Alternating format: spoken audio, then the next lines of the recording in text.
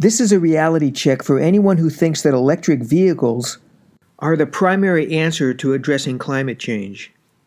These folks are simply not doing the math with regard to the 4 billion existing combustion engines and devices. This includes 2 billion internal combustion engines, cars, trucks, buses, trains, etc., and 2 billion external combustion devices, such as power plants and heating applications. The number of combustion engines and devices is going to continue rising through the next 10 years, regardless of what we do with electric vehicles. A lot of climate activists seem to think we have 30 years to work things out. We don't. Like it or not, we're now facing some hard deadlines and critical limits just ahead.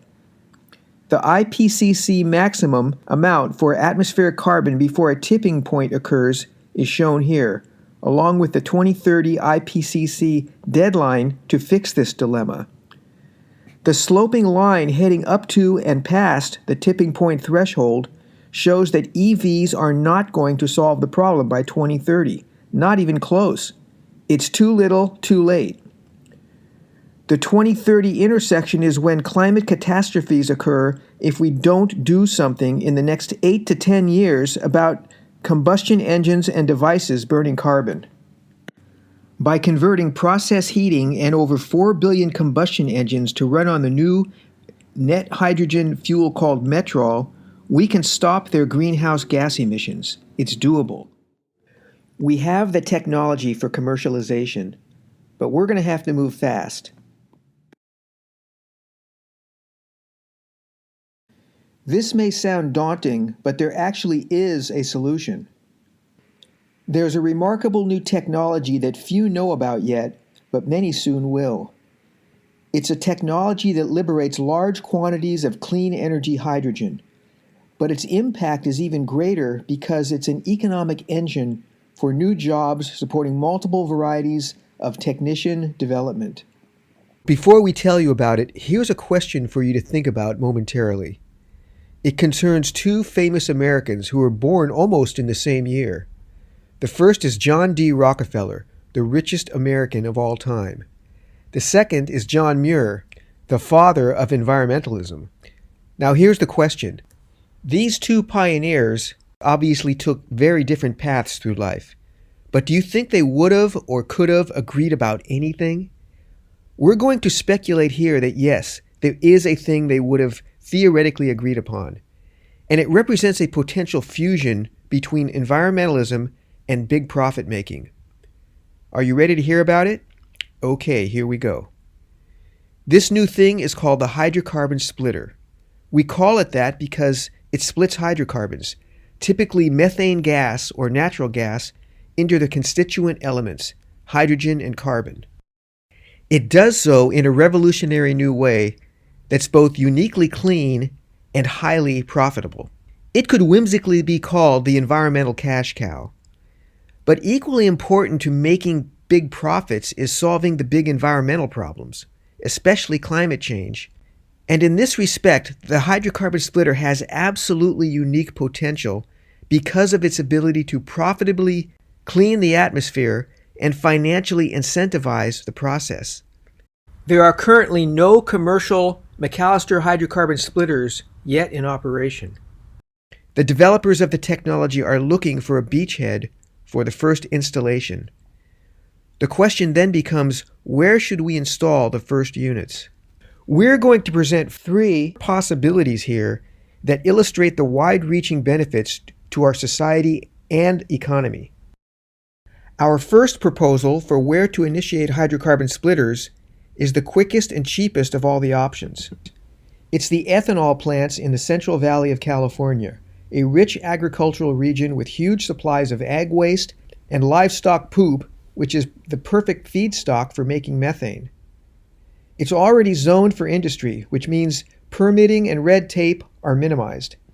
It already has freight railway infrastructure and already contains much of the needed processing machinery. The main problem with ethanol plants today is that the profit margins are now painfully low. Hydrocarbon splitters could radically change this situation because hydrogen, fuzzy fiber carbon, and graphene can sell on the open market for much more than ethanol. We can also add in methanol production, the new zero-emission liquid fuel that replaces gasoline. This opens the door to much greater profit. Our second design proposal for implementation of hydrocarbon splitters is oil refineries. Here's the Chevron oil refinery in Richmond, California, a prime example. If you've been reading up on industry trends, you'll know that because of both climate change and the plummeting price of renewable energy, the fossil fuel industry is in a challenging situation right now. Internationally prominent economic analyst Jeremy Rifkin bluntly states that the fossil fuel civilization will collapse by 2028. This is because of basic market forces. Methanol technology is a solution for the fossil fuel industry on multiple fronts.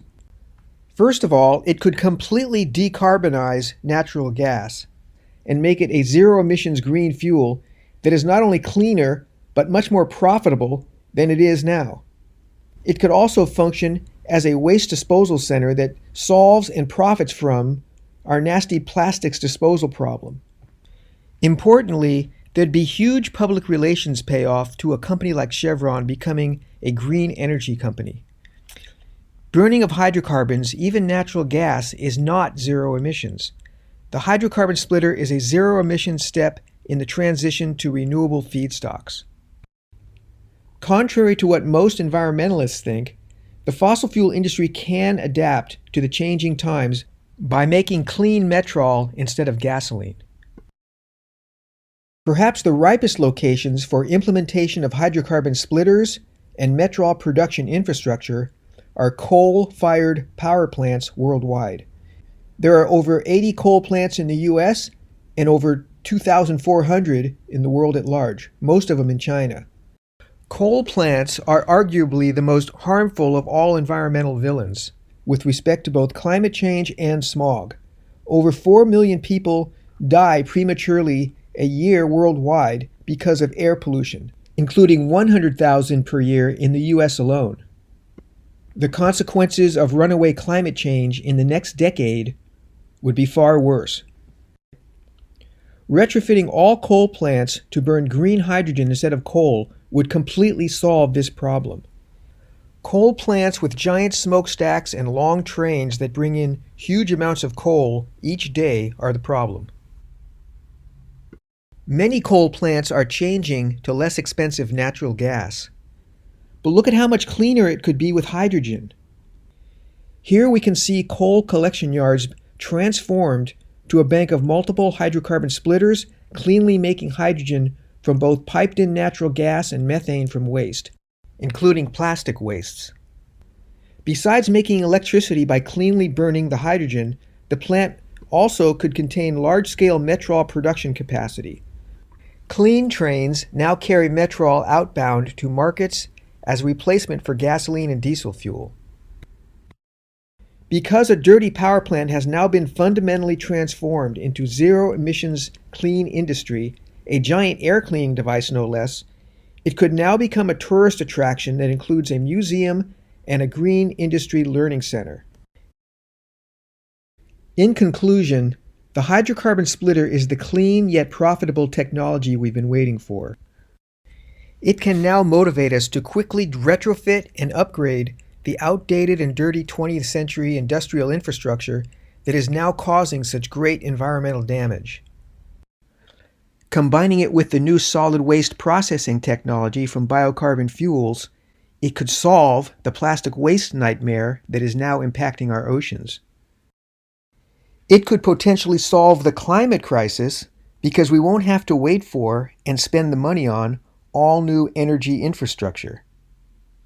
With methanol fuel, we can turn existing transportation vehicles and existing power plants into not just zero-emission machines, but air cleaning devices that could completely rid the world of both smog and greenhouse gases. Contrary to prevailing and outdated belief, a brand new energy technology does not need to be a financial burden on our society. It could be a historical financial boon, creating large profits, huge numbers of jobs, and largely in place within 10 years. Bottom line, with the stakes now being what they are, we're running out of options, folks. We must take action on this now. We cannot delay. Please contact us with your questions.